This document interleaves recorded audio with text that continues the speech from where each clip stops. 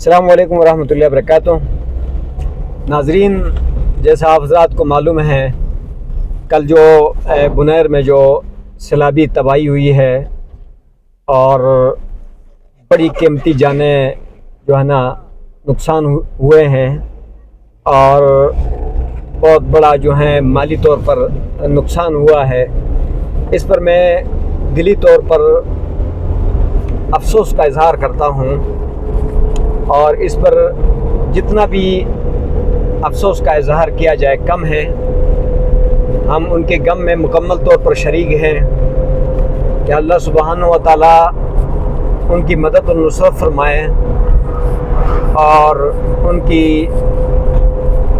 Income کو بحال فرمائے، اور جو فوت ہو چکے ہیں اللہ سبحانہ و تعالیٰ ان کی بخشش کے ساتھ ساتھ ان کو جنت الفردوس میں اعلیٰ مقام نصیب فرمائے۔ اور یہ نہایت افسوس ہوا اور بہت دلی طور پر دکھ ہوا کہ کیونکہ ایک بہت بڑا جانی اور مالی نقصان ہوا وہاں پہ۔ لیکن بظاہر تو چلو یہ اللہ کی امتحان بھی ہو سکتا ہے۔ اللہ تعالیٰ کا ارشاد ہے وَلَنَبْلُوَنَّكُمْ بِشَيْءٍ مِّنَ الْخَوْفِ وَالْجُوعِ وَنَقْصٍ مِّنَ الْأَمْوَالِ وَالْأَنفُسِ وَالثَّمَرَاتِ وَبَشِّرِ الصَّابِرِينَ، کہ ہم خوف لا کر اور بھوک پھاکے لا کر اور مالوں کو کم کر کے، جانوں کو کم کر کے، کھیتی باڑیوں کو تباہ کر کے، کاروبار کو تباہ کر کے ہم آزماتے ہیں اپنے بندوں کو، اور اس پر صبر کرنے والوں کے لیے اللہ نے کہا وَبَشِّرِ الصَّابِرِينَ، اور صبر کرنے والوں کے لیے خوشخبری سنا دے۔ تو میں ان الفاظ کے ساتھ اہل بنیر کی تعزیت کرتا ہوں اور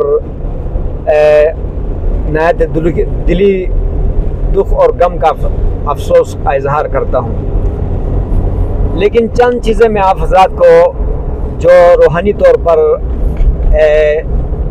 جو باطنی چیزیں ہیں وہ میں بتانا چاہتا ہوں۔ دیکھیں کہ یہ جہاں سے یہ سیلاب آیا اتنے بڑے پیمانے پر، صدیوں سے مطلب پورے شہر کے اندر، اور اس طرح کا سیلاب یا اس طرح کا کوئی یعنی صورتحال اس سے پہلے نہیں ہوئی اور نہ ہونے کا امکان تھا، تو نہ کوئی راستہ۔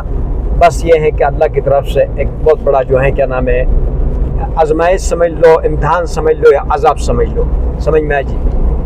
اس کے پیچھے وجوہات یہ ہیں کہ یہ جو جگہ ہے یعنی بنیر پیر بابا کے نام سے یعنی بہت زیادہ مشہور تھی، اور پاکستان کے کونے کونے سے مطلب وہاں پر پیر بابا سے حاجات مانگنے کے لیے اور پیر بابا سے جو ہے نا بیٹے مانگنے کے لیے، بیماریوں کی شفا طلب کرنے کے لیے، اور وہاں سجدے کرنے کے لیے، اور پتہ نہیں کہاں کہاں سے اس وہاں شرک اور بدعات کے بازار گرم کرنے کے لیے وہاں لوگ آتے تھے، سمجھ میں آئے جی۔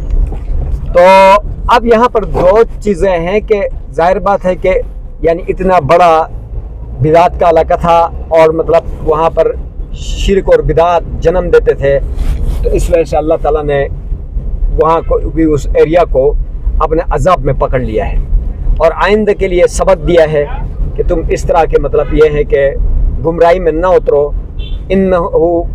وہی وحدہ لا شریک لہ ہے، یعنی اس کے سوا کوئی معبود نہیں ہے، اور اس پر پورا قرآن شاہد اور گواہ ہے۔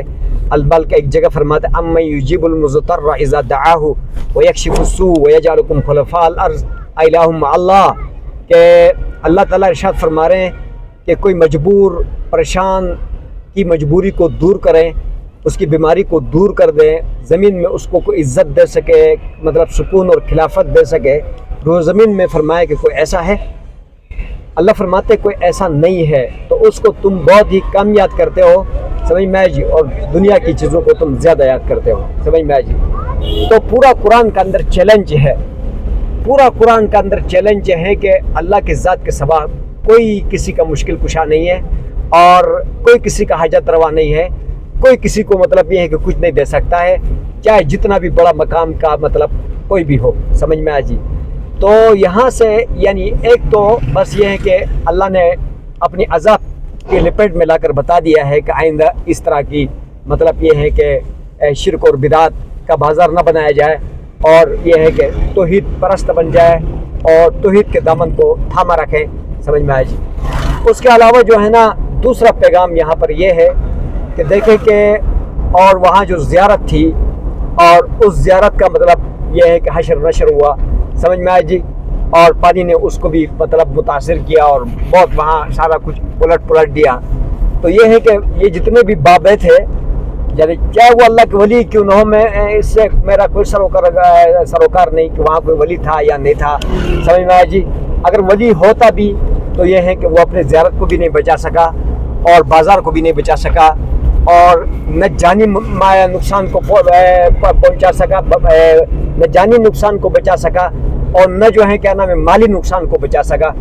اور یہ ہے کہ خود انبیاء علیہ السلام یعنی ارشاد فرماتے ہیں کہ جس کا قرآن نے برملا ہر جگہ پر کہا ہے، ہاں ولا املک لنفسی نفعا ولا ضرا، ہم اپنی ذات کے لیے بھی نفع اور ضرر کے مالک نہیں ہیں. سمجھ میں آئے جی. انبیاء علیہ السلام نے یہ قرآن میں کہا ہے. سورہ جو ہے نا آراف اٹھا کے دیکھو اور سورہ انعام اٹھا کے دیکھو. سمجھ میں آئے جی. اور بھی قرآن مجید کی صورتیں اٹھا کر دیکھو کہ انبیاء نے کہا ہے کہ یعنی ولا املک لنفسی نفعا ولا ضرا، ہم اپنی جان کے لیے بھی نفع اور ضرر کے مالک نہیں ہیں. نفع اور ضرر کے مالک ایک اللہ سبحانہ و تعالیٰ کی ذات ہے. تو اس لیے اس سے عبرت حاصل کرنا چاہیے اور جو ہے کیا نام اللہ کی طرف رجوع کرنا چاہیے. اور جو اولیاء انبیاء اور جو گئے ہیں ہم ان کے لیے جو ہے کیا نام ہے ان کی یعنی بلندی کے لیے، ان کی درجات کی بلندی کے لیے دعا کرے، اور ہم ان سے کچھ مانگے نہیں اور ان سے کچھ یعنی محتاجی ان کے لیے ظاہر نہ کرے، اور محتاجی صرف اور صرف ایک اللہ سبحانہ و تعالیٰ کی ذات کے لیے ظاہر کیا جائے. جزاک اللہ و احسن جزا. بارک اللہ.